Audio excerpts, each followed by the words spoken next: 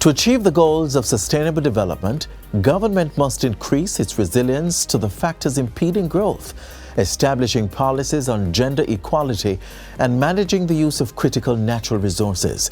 The government's focus is targeted to make Jamaica the place of choice to live, work, raise families, and do business. Welcome to another informative Thursday edition of Jamaica Magazine. I'm your host, Adrian Atkinson. Coming up in today's show, we explore the ways of securing the life source of Earth's ecosystem. We have so much lined up for you today, and we start with the news.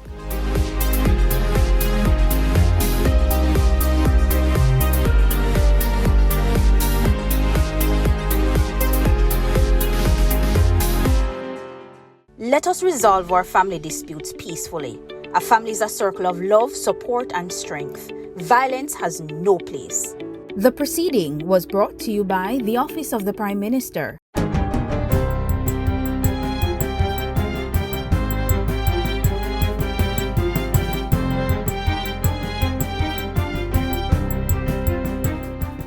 Good day, I'm Stephen McHugh, and this is your JIS News for Thursday, September 15, 2022.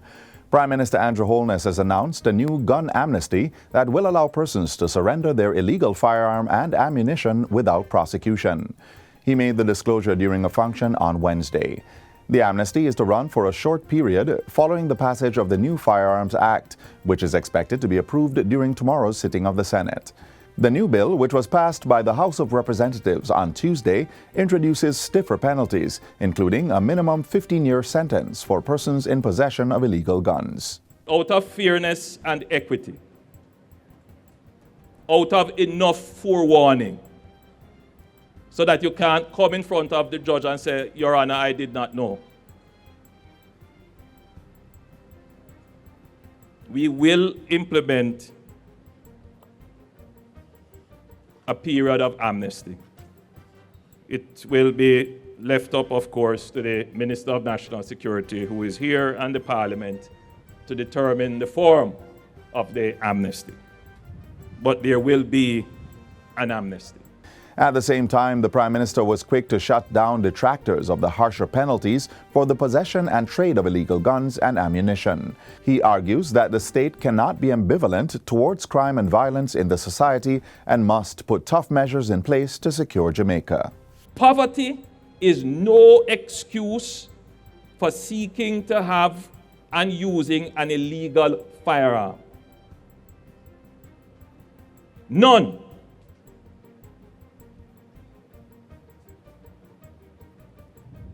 There are no freedom fighters here. There is no rebellion force here. Every Jamaican must be a law-abiding citizen. Meanwhile, 328 new constables have been added to the ranks of the Jamaica Constabulary Force, JCF. The constables were presented on Wednesday during a graduation ceremony at the National Police College of Jamaica in Twickenham Park, St. Catherine. Prime Minister Andrew Holness commended the new recruits for answering the call to serve and protect. He says the state is on a deliberate recruitment drive to expand the JCF's membership and bring it in alignment with the size of Jamaica's population and the threats facing the country.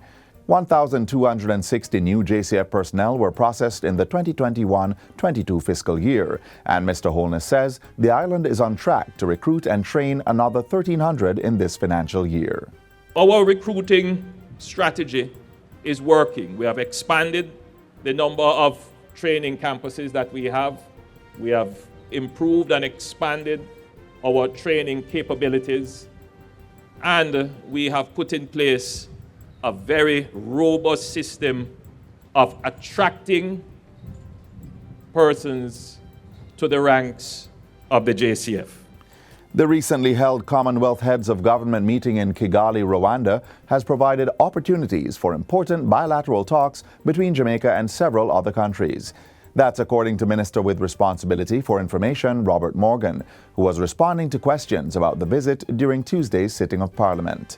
He says Jamaica had approximately 26 bilateral meetings during the visit for the Commonwealth Heads of Government meeting with countries such as the Solomon Islands, Nigeria, Australia, New Zealand, and India. Mr. Morgan says Prime Minister Andrew Holness and Foreign Affairs Minister Senator Kamina Johnson-Smith were able to have discussions with countries that Jamaica had not had bilateral engagements with for a long time.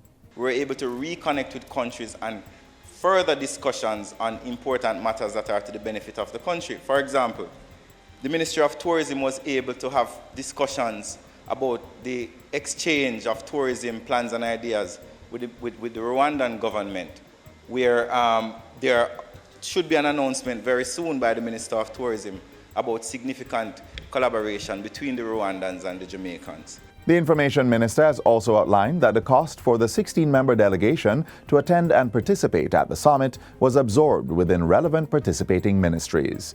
Meanwhile, the total cost of the campaign for Jamaica's candidature to the post of Commonwealth Secretary General was over $18.2 million. So when the question is asked, how did Jamaica benefit? I will say that foreign affairs is not a single act. It is a continuing act that requires continued engagement with partners and continued reassurances of our good friendship with them. And I will suggest to you, member, that this engagement that we had has already started giving us benefit as a country. The Consumer Affairs Commission, CAC, has secured approximately $15.9 million in compensation in the first 5 months of the 2022-23 financial year on behalf of aggrieved consumers. The Commission's Chief Executive Officer, Dulcie Allen, made the disclosure during a recent JIS think tank. We were able to secure on behalf of aggrieved consumers $15.9 million. Now, this is almost double what we collected, what we secured last year this time, where we secured $8.4 million. She says the number of consumer complaints handled during the period also increased by 4%. Most of the complaints, 25.89%, related to electrical equipment and appliances. This was followed by the category of other services, which accounted for 22.11%, and utilities by 15.58%. Motor vehicles and parts complaints amounted to 10.95% of those received and accounted for the highest amount of funds secured. Meanwhile, the Consumer Affairs Commission is reporting an average 8.51% increase in textbook prices. The figure was revealed in the CAC's annual school textbook survey conducted between August 8 and 12 this year. Director of Research at the CAC, Raquel White, gave an update on the survey findings during a recent JIS think tank. She says it revealed that book prices in the Kingston metropolitan area increased by 7%, while rural towns recorded an 11% rise in prices. Mrs. White disclosed that more than half of the books that were surveyed showed between 1% and 10% price hikes, while a quarter went up by 11 to 20%. There were some reductions, thankfully. Just over 1/10 of the books that we looked at reduced between 0.1% and about 10%. The largest reduction was about 21%. The data from the survey is available on the CAC's website at cac.gov.jm or from the Commission's mobile app, which is available on Google and Apple Play stores. And finally, Minister of Education and Youth Fable Williams is pleading with parents to engage the dress code process in schools. Her remark comes in response to the commotion that occurred on Monday at Godfrey Stewart High School when students were turned away for violating the dress code. Parents objected to the school's rules about the length of pants and skirts worn by the students. Minister Williams addressed the matter while speaking to school leaders and students at the official start of the 2022-23 school year at Cedar Grove Academy on Tuesday. She voiced support for administrators who advocate for school discipline and said parents must engage to have their input factored in making the rules. If parents believe that the rules are for a different era, the proper thing to do is to engage the process. Attend PTAs, parent-teacher consultation meetings, speak to the principal. And that's it for JIS News Today. I'm Stephen McHugh. Thanks for watching.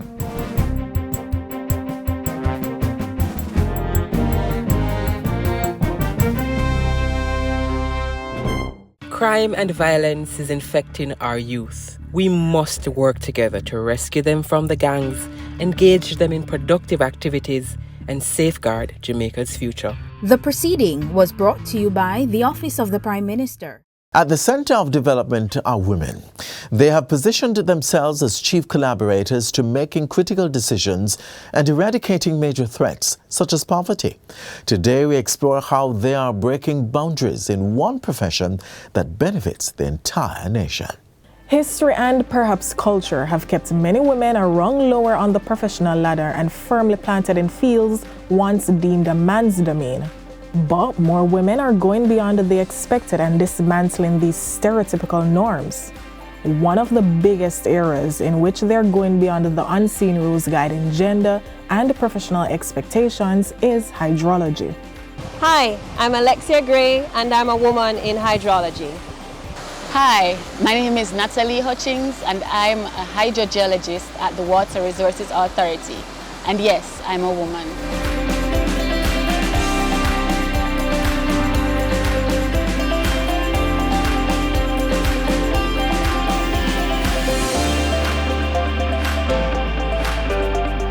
I ended up being a hydrologist completely by accident, by serendipity. I wanted to do engineering when I finished high school, but I didn't get into the program when I first applied. So I enrolled in geology and physics classes in my first year at university, and the rest is history. As a hydrogeologist, some of my routine work includes wells and stream flow monitoring and measurements. I also do water quality sampling, and I create maps and do reports. So essentially my work takes me traveling around Jamaica in search for water sources. Hydrogeology was something I've always wanted to do. So from high school I wanted to be a geologist. So I went to UWI to do geology. And then that led me into a career at the WRA where now I work in water. And I've come to appreciate water as the most invaluable natural resource on Earth. Despite ideas of progress not always matching parity, or the whole narrative of what's a man's or a woman's job, what these women are doing is significantly impacting lives right across the country. The Water Resources Authority has 3 main roles. We investigate queries about new and existing water sources or resources. We collect data in terms of stream flow and quality, and we also allocate water to users such as the NWC, which is our biggest user, and other entities. In order to allocate water, we would have to have an understanding of how much water is available.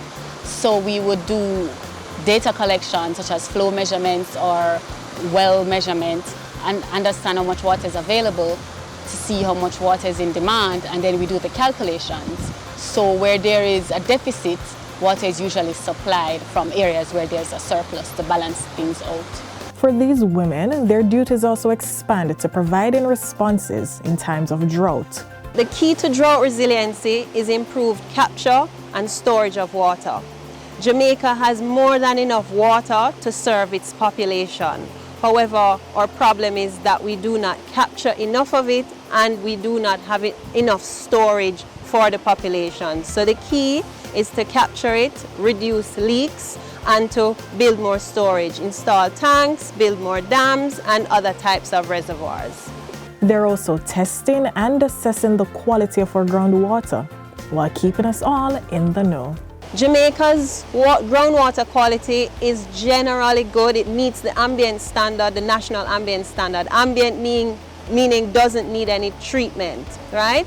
However, there are a few basins that are contaminated due to pollution or saltwater intrusion. But for the most part across the island, our groundwater is pretty good for domestic use. However, for agricultural and industrial users, they may need to treat their water to international standards depending on what they're going to use it for. And as for their perception on why the profession of hydrology or hydrogeology remains a male-dominated field? For a hydrologist or hydrogeologist, being out in the field means doing physical and practical tasks.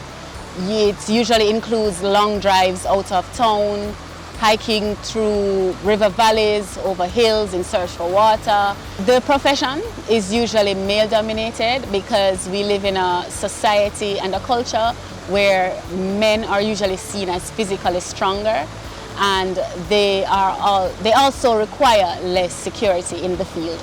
Women were not allowed to work, we were not even allowed to become educated to do these jobs. So that has been changing with changing attitudes of both men and women. It's improving, but we have a far way to go. And just like these two female hydrologists, many women are stepping into diverse professions, and they're changing the old narrative to craft their own stories.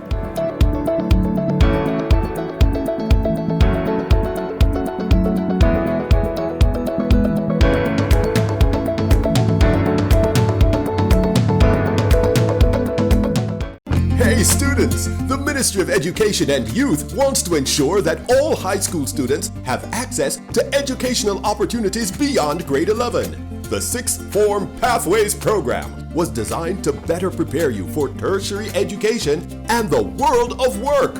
Get enrolled today. Here's how. To get started, consult your school's sixth form coordinator who will assist you with making the right choice. It's so easy. There are 3 pathways from which to choose, so choose any one or a combination of pathways based on your academic interests, skills, or career goals. There's a wide variety of subject offerings in grade 12 and 13, and you can also choose to do CAPE, technical and vocational, or city and guilds. If you are considering pursuing an associate degree at a tertiary institution, your high school will facilitate the process. Your high school will track your progress and keep in touch with you, even if you're not physically located there. The Sixth Form Pathways program is changing lives for the better, offering more opportunities for our high school graduates. Don't delay. Get on board today. To learn more, visit our website at moey.gov.jm and click on the SFPP link.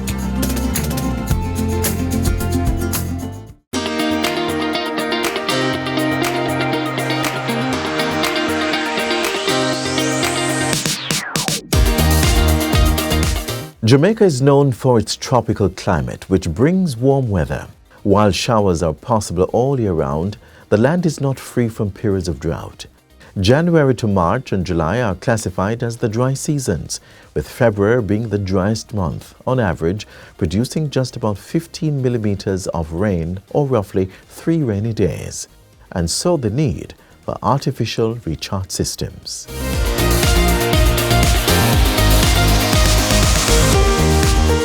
An artificial recharge system is used to store excess water for use later, like periods of drought.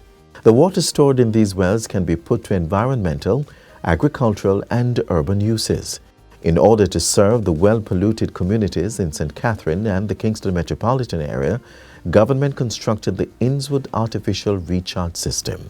Water is critical, and it is a part of the agenda of the government that we provide these resources to improve the quality of life. The St. Catherine-based facility is funded by the Inter-American Development Bank at a cost of $1.07 billion. Situated on 68 acres of land, it is the largest artificial aquifer recharge system in Central America and the Caribbean. It diverts approximately 5 million gallons of water per day from the Rio Cobra River through the National Irrigation Commission NIC Canal during the wet season. The question of water is critical, whether it is water for domestic or agricultural purpose. This is a facility that is providing the resources in terms of water that is badly needed in this part of St. Catherine to deal with the agricultural side of the parish. The construction of this station involves a raw water intake structure, as well as inlet structures for 2 infiltration wells, 3 sinkholes, and 2.1 kilometers of pipelines. The facility treats the raw water from the Old Harbour branch of the NIC Canal through a series of settling basins that remove sediments, pollutants, and other particles. This will ensure that the water is of good quality. These wells need to be recharged to ensure easy access to potable water. You might see the water going away and going through the system, but it is being stored because it's going into the aquifer itself. This is a limestone aquifer, so it is very easy for that operation to take place actually, because the nature of the limestone, the cracks and the fissures is such that the injection of the water into the aquifer is guaranteed. Having seen the successful implementation of the Innswood Underground Water Recharge System, government is examining the feasibility of replicating it in Manchester and St. Elizabeth. Touring this facility, looking at the tremendous output that has been laid down at this facility. And this is something I will engage the technical people in a discussion on, to see how best we can replicate this in other parishes where there is a severe need for this commodity, especially in parishes such as Manchester and St. Elizabeth, where, you know, that section of the island accounts for a significant portion of what goes to the market that is placed on the tables of the homes across the country. Water is a primary commodity in the development process. It is critical to production and the quality of life. We have the capacity to provide water, but it has to be done in a regulated and in a structured way. That is why we have a system like this in place to help to give that guarantee of the delivery of the resource.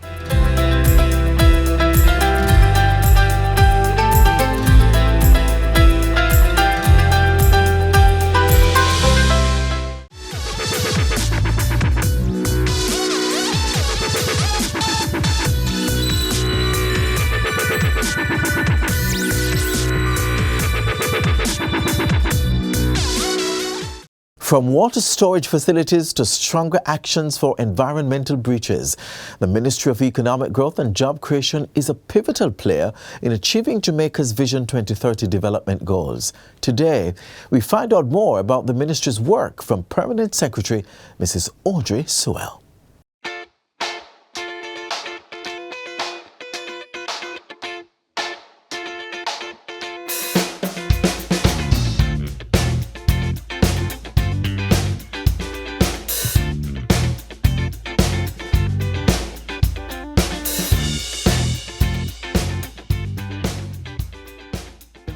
Hi. How are you doing? How are you? I'm good. How are you doing? How's the day so far? Going very well. Going as planned. It's going as planned. Going as planned. And oftentimes when we plan our days, it doesn't go like that. And we often have to put things in place like rituals. So starting off the day, we have morning rituals. I have one. What are your morning rituals? Well, my morning rituals, starting from home, I presume. Yes, I get up early, 4 o'clock, sometimes 4:35, go through my usual devotions. That's a way of life for me. And make my breakfast. I do make my own breakfast, and I actually cook breakfast. I prepare my breakfast, take to work with me, and leave home to get to the office on time for my usual very hectic schedule. Tell us exactly, what do you do? It's hard to define the work of a permanent secretary, but the permanent secretary really is the person who oversees everything in a ministry. What was the most difficult decision that you had to make recently? When I was told that my then chief technical director, Wayne Robertson, was selected, I was going to lose him. He was selected and appointed as permanent secretary in the new ministry. It was difficult because I was asked to release him, and you know, when you're in government, when you're shifting staff, you have to get release from whether the permanent secretary or the supervisor. It was hard for me because I know it would have been a great loss in terms of the support that I would have been, I would be losing. By the way, we have been talking. Would you like some water, a cup of tea or so? I'll take the water to go. Okay, sure. Yeah, I'll take it to go. What inspires you? What What's the thing that inspires you most? Or where do you draw your inspiration from? You know, people may believe that working in government, it is boring. But for me, no. I am inspired by the fact that we have so many projects being undertaken in our ministry, both ministries. I feel at all times that I am making a difference. I am making a contribution. So when we have some of these large infrastructure projects, for instance, when you start with it from scratch, as they would say, from inception, from the concept, and you're involved in all the preparatory work and the implementation, and to see it come to fruition, you feel a sense of satisfaction. At the end of the day, when the sun has set on your time in the public sector and you're walking away and you can become a fly on the wall, persons are talking about you, they're talking about your legacy. What would that sound like? What do you want that to sound like? I would want it to sound like I came and I made a difference. What's one thing your staff would say about you? What one short thing that you do on a regular basis, or they can look forward to you doing as individual to you? What is it now? Well, I know what they will say about me. What did they say? Is that I am miserable. I am a stickler for excellence and perfection. I'm a perfectionist. Mm-hmm. And I keep saying to them, I want what you're supposed to give. I want you to give your best as I tried to give my best. So, you know, they would tell you that, PS, yes, I operate an open door. Any staff can come into my office anytime with anything personal. But no matter how close you think you are with her, if you don't do the work, you're going to have a problem with her. And then they can fly off the wall and leave. Yeah. yes.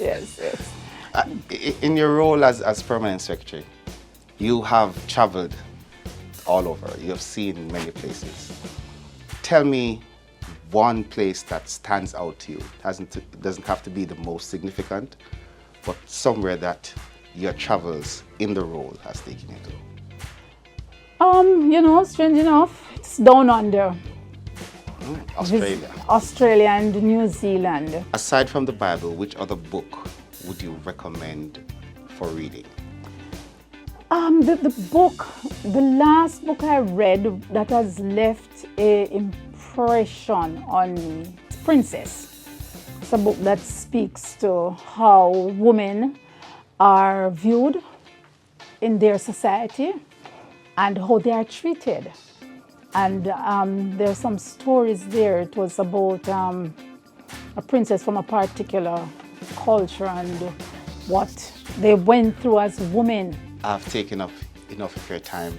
Thank you so much for allowing me to intrude on your day and for chatting with us. You know, keep doing the good work, and thank you once again.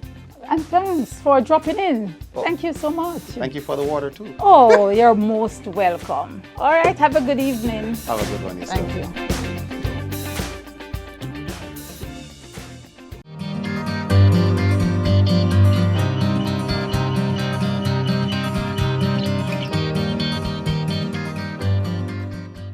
We all have a role to play in building Jamaica for today and future generations.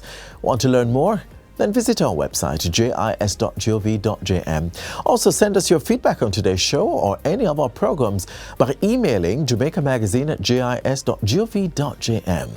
Be sure to join us again tomorrow and we'll bring you another informative program.